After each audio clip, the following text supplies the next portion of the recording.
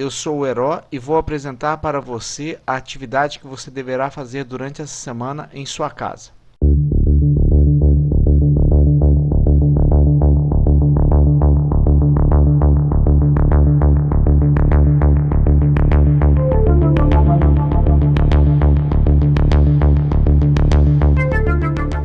Você deverá assistir até o final do vídeo para ver a sua atividade.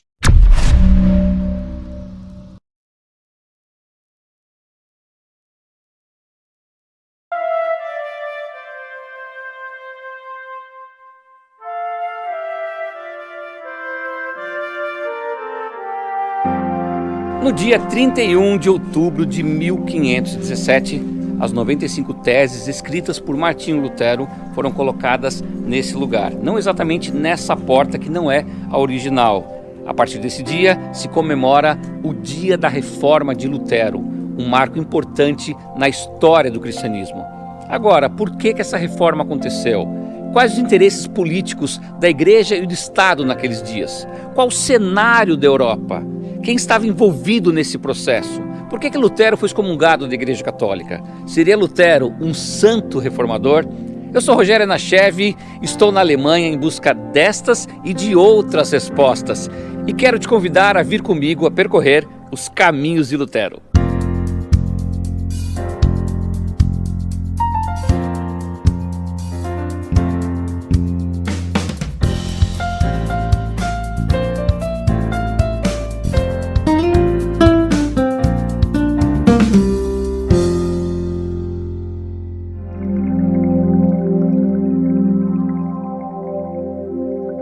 Um professor meu dizia que um texto fora do contexto é um pretexto para várias interpretações.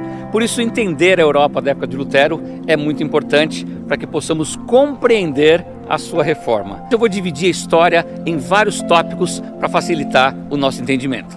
No campo geográfico, a Alemanha não existia naquela época. O que tínhamos na Europa eram centenas de pequenos reinos, principados, ducados e condados, dominados por vários impérios, e nessa região estava o Sacro Império Romano da nação germânica, como os alemães preferem chamá-lo. Na época de Lutero, o imperador era eleito pelo voto dos príncipes eleitores, que durante o império variavam de 6 a 10, e o imperador só tomaria posse após ser ungido pelo Papa, o que mostrava que no campo político havia uma grande relação de poder entre o Estado e a Igreja. No campo religioso, a Igreja era quem interpretava a Bíblia. As missas eram feitas em latim com o padre de costas, e a instituição Igreja Católica estava envolvida com 3 grandes preocupações: as indulgências, as santas relíquias e a venda de cargos para os nobres. Nesse cenário surgiram algumas pessoas que se opunham a estas ideias. Eles foram conhecidos como pré-reformadores, como Pedro Valdo, John Wycliffe e Ian Hus, que perdeu a sua vida lutando por seus ideais. No campo social, o feudalismo começava a dar sinais que acabaria, pois esse sistema consistia em que os senhores feudais ganhavam as terras do rei e os camponeses cuidavam de tudo em troca de um pedaço de terra para morar. No campo das ideias, o renascentismo veio para que as pessoas se tornassem mais críticas. Alguns pensamentos mudaram. Por exemplo, na época medieval, a fé é mais importante que a razão. No renascentismo, fé e razão são importantes. Na época medieval, Deus está no centro das atenções, teocentrismo. No renascentismo, o homem está no centro das atenções, o antropocentrismo. E por fim, no campo tecnológico, Gutenberg inventou a imprensa, considerada uma das mais importantes invenções de todos os tempos, pois colaborou ainda mais para uma Europa mais crítica, onde cada um podia ter o direito de ler e pensar. Resumidamente, o cenário na época de Lutero era esse. Já nos ajuda a responder algumas perguntas, mas eu espero responder todas até o final do programa. A data do dia 31/10/1517 é a data comemorativa das teses fixadas aqui nesse lugar, mas não é o início e nem o fim da reforma. A reforma foi todo um processo que durou anos, que nasceu no sonho dos pré-reformadores e que tomou forma no coração de Lutero.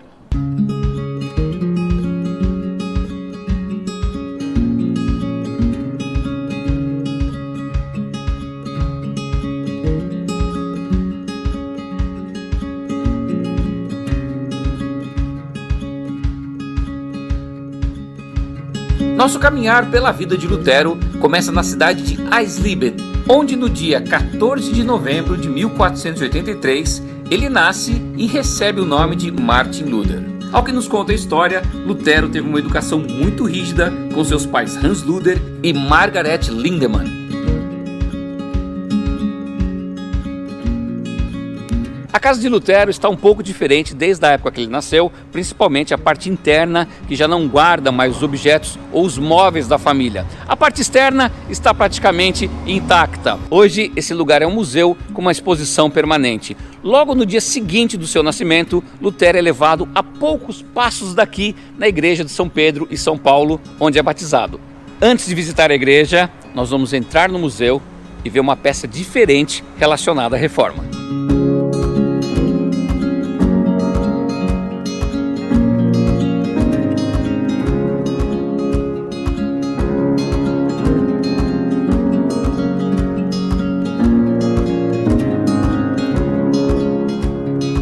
No segundo andar da casa de Lutero, nós encontramos essa sala com muitas pinturas de pessoas relacionadas à reforma. Dentre elas, o próprio Martim Lutero, Philippe Melanchthon e Frederico III. No final da sala eu encontro a escultura de um cisne. Agora, o que tem a ver um cisne com a história de Lutero ou a história da reforma? A partir do século XVI, o símbolo de Lutero era um cisne. Mas para a gente entender essa relação, vamos voltar alguns anos. 1415, um dia em que o pré-reformador tcheco Jan Hus foi sacrificado, foi queimado. A palavra Hus significa ganso. Hus diz o seguinte antes de morrer: hoje vocês estão cozinhando um ganso, mas virá um cisne que será impossível de vocês assá-lo.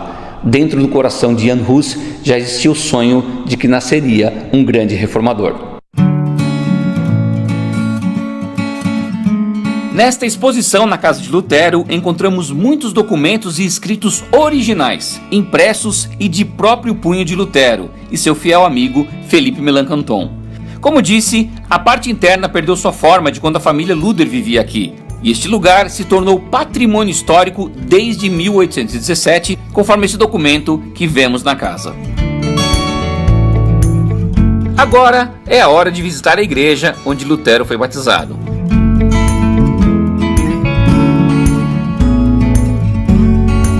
Muitas coisas mudaram desde a época de Lutero, mas a pia batismal guarda ainda um pedaço original de quando Lutero foi batizado. De acordo com as pessoas aqui da igreja, me informaram que esta parte aqui ainda é original.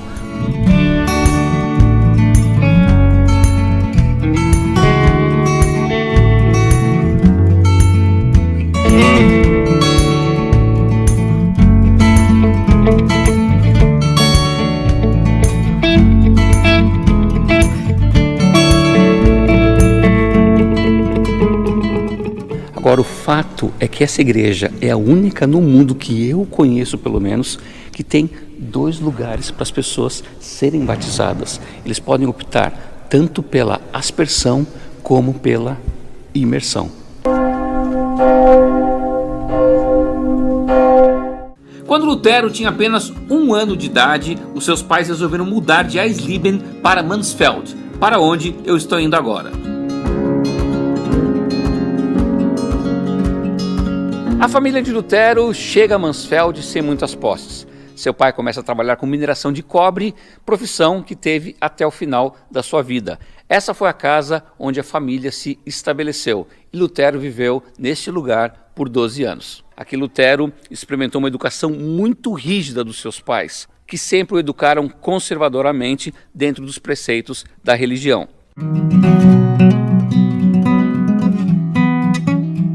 Os pais de Lutero eram muito devotos e desde cedo obrigaram Lutero a participar de atos religiosos na igreja. Lutero cresceu ouvindo que Deus era um ser bravo e vingativo e que deveria ser obedecido sem questionamentos. Nada era ensinado sobre o amor de Deus. Lutero, desde pequeno, frequentava a escola, que ficava no 2º andar dessa pequena casa aqui. Ele atravessava a rua e vinha frequentar esta igreja. Aqui ele participava das aulas de canto da comunidade. As pessoas gostam de dizer que Lutero deu seus primeiros passos dentro de uma igreja aqui na cidade de Mansfeld. O maior medo de Hans Luther era que Lutero seguisse sua profissão de minerador. Por isso Lutero saiu de Mansfeld aos 12 anos para estudar em Magdeburg. Porém, ali ficou somente um ano, pois passou muitas dificuldades, tendo que pedir esmolas para se alimentar. Por isso seus pais o transferiram para Eisenach.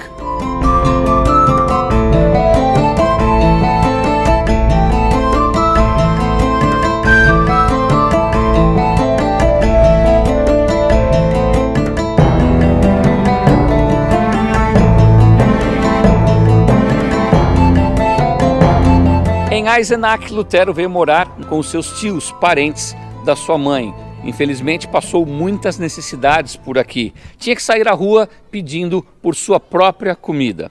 Até que foi acolhido por uma senhora chamada Ursula Cotta. Essa mulher tinha muitas condições, muitas posses. Trouxe ele para morar com ela nessa casa e deu toda a estrutura para Lutero estudar. O pai de Lutero prosperou e não queria nem de perto que Lutero tivesse a sua vida, uma vida de minerador. Por isso investiu nos estudos e enviou Lutero dessa cidade até Erfurt.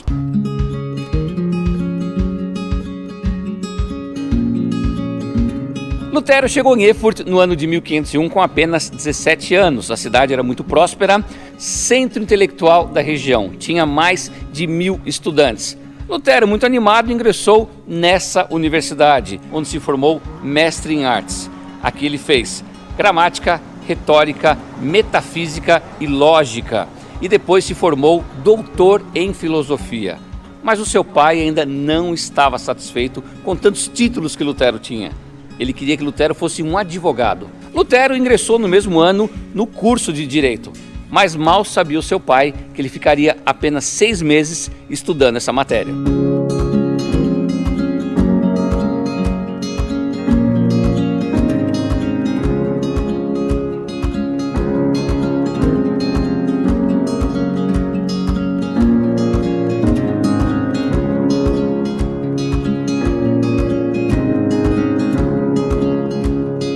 A razão de Lutero ter deixado seus estudos da Faculdade de Direito tem a ver com esse lugar, o Mosteiro Agostiniano.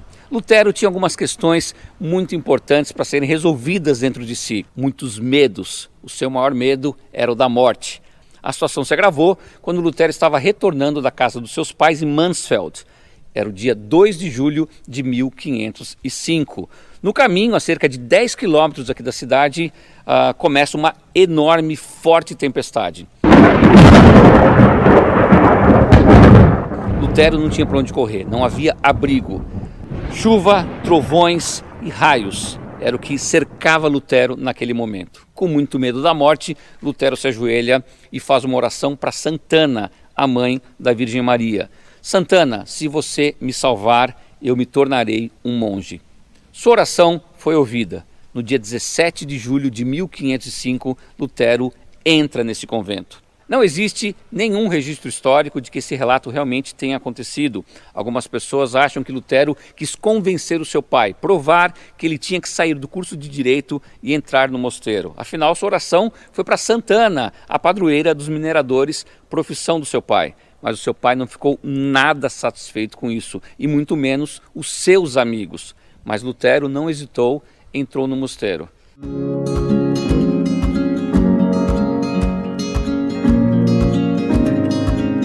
O mosteiro não existe mais. Infelizmente foi desativado, apenas parte da sua estrutura ainda está por aqui. Mas a igreja que Lutero frequentava, ela ainda se mantém exatamente como era.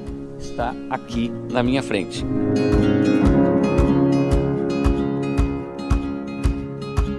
During Reformation times, they dissolved this monastery. They asked the monks, do you want to stay as a monk here in the monastery? Or do you want to leave and following Luther's teaching? Most of them left immediately. And then they were really poor because they were beggar monks, Augustinian hermits. They were not allowed to have own money as monks and own possessions. So after leaving, a lot of them married. Actually, they married rich widows. And even the prior here from this monastery, Johannes Lang, he married an older rich widow. So, what the people noticed on the street was the monks and even the nuns left monasteries and nunneries, and the world exists like before. And then they married, and the world exists like before.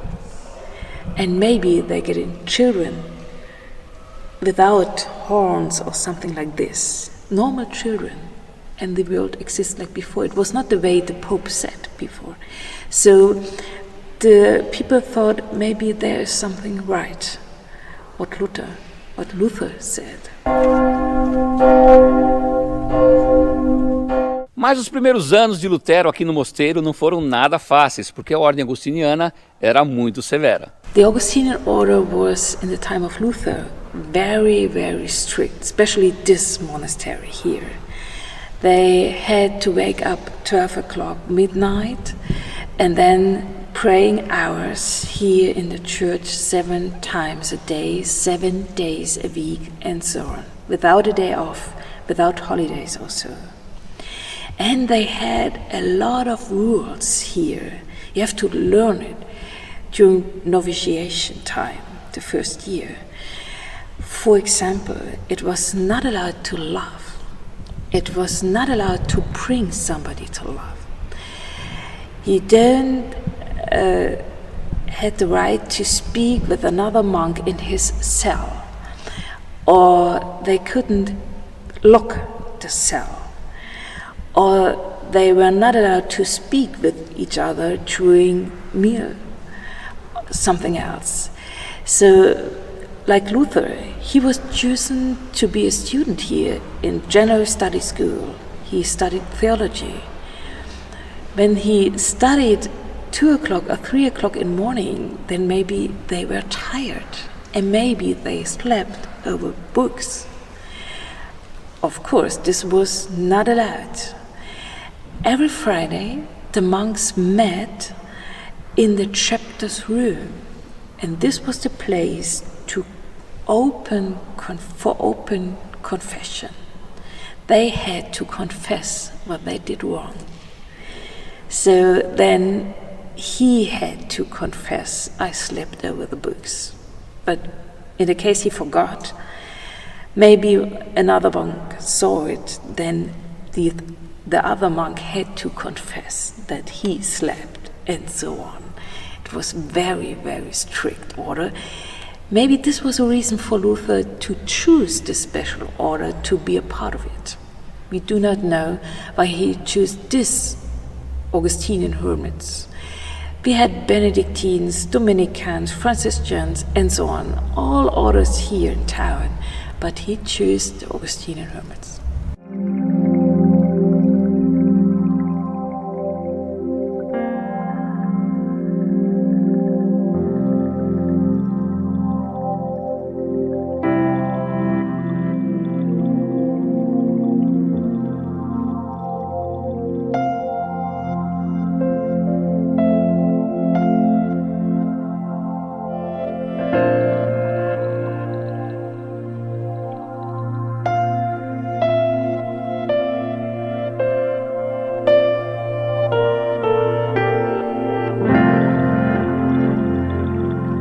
Ao ingressar aqui no mosteiro, Lutero se torna noviço.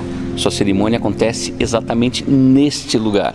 Aqui ele se deita num formato de cruz, se entregando de corpo e alma. No ano seguinte, em 1506, ele se torna monge, é ordenado monge. E em 1507, ele realiza a sua primeira missa.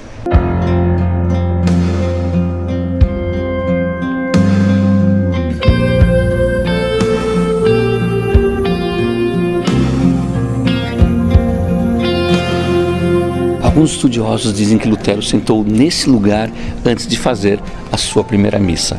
Foi neste mosteiro que Lutero começou a ter mais contato com as Sagradas Escrituras. Até então, ele e a grande maioria das pessoas pensavam que a Bíblia toda se limitava aos pequenos textos que os sacerdotes liam todos os domingos na missa. As pessoas não tinham ideia que era um livro muito maior. Lutero desenvolve um hábito de leitura diária desse livro.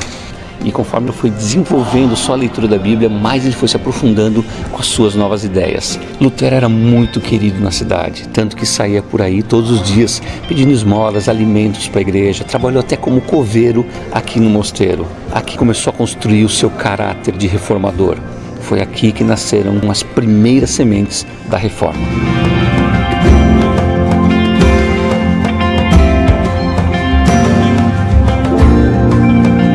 Um dos pilares da reforma protestante é a afirmação absoluta da graça de Deus, o princípio conhecido como sola gratia, somente a graça. E isso vem de uma experiência muito própria, particular e pessoal de Martinho Lutero. Lutero era um homem razoavelmente perturbado, ele era angustiado na sua alma, ele carregava uma culpa, era radical no seu compromisso com Deus, tentava obedecer a Deus e fazer a vontade de Deus e lutava consigo mesmo e era consumido interiormente por não conseguir realizar a vontade de Deus. Ele chega a dizer que as lutas que travava na sua alma durante a noite eram maiores, inclusive, do que as lutas que travava durante o dia. Até que ele descobre que a graça de Deus é o fundamento da salvação. Pela graça, nós somos salvos mediante a fé. É a graça de Deus. E a graça como o oposto de mérito. E isso dá um alívio à alma de Martinho Lutero. Deus é o responsável pela salvação do início ao fim. E ele dá a salvação como um favor que ninguém merece. Ou você confia na graça de Deus, ou você se esforça para conquistar a salvação pelo seu mérito. A reforma protestante diz, sola gratia.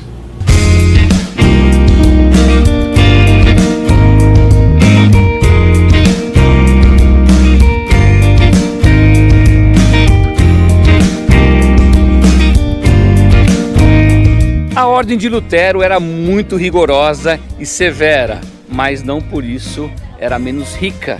Tinha bons patrimônios, incluindo uma cervejaria desde o ano 1328. Peraí, parece um pouco incoerente essa história, né? Na realidade, a cerveja sempre foi algo muito importante para os monges, era considerado como o pão líquido. Vamos pensar que na Idade Média a água não era potável, era muito difícil você encontrar água de boa qualidade. Por isso que o líquido que eles sempre bebiam era a cerveja.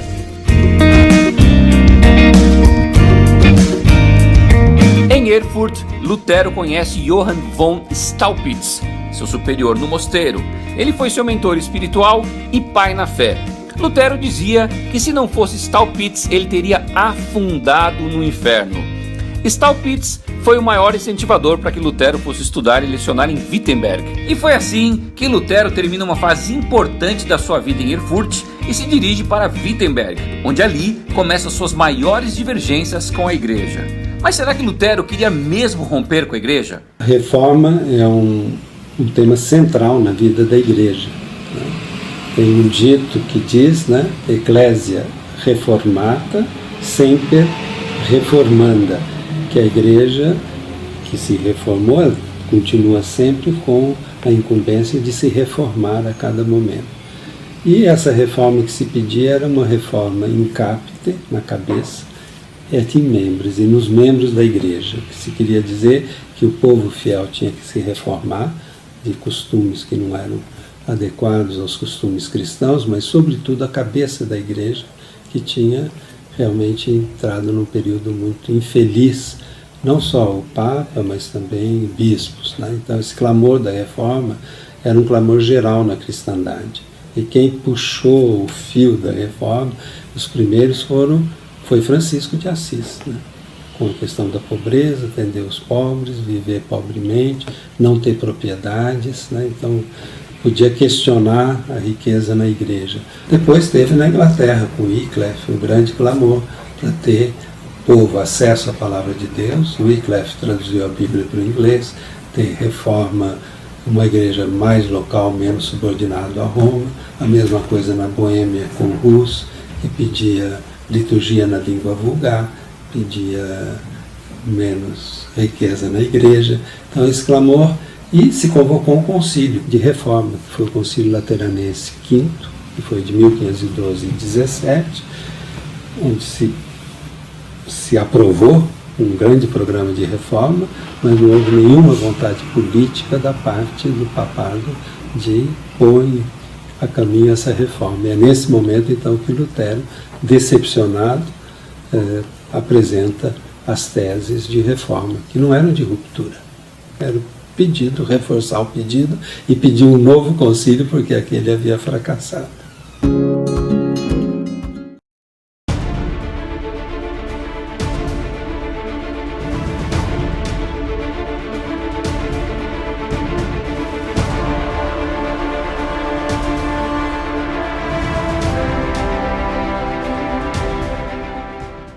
Vou te mostrar agora a atividade que você deverá fazer, lembrando que não serão aceitas cópias nem da internet, nem de seus colegas.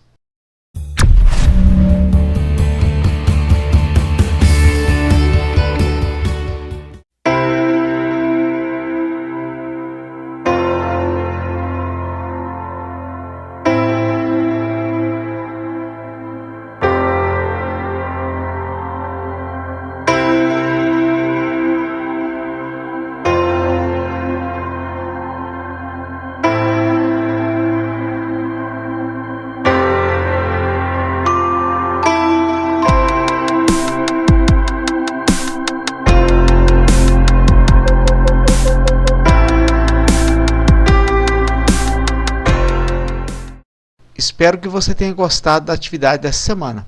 Até a próxima semana, quando nos encontraremos na sala de aula.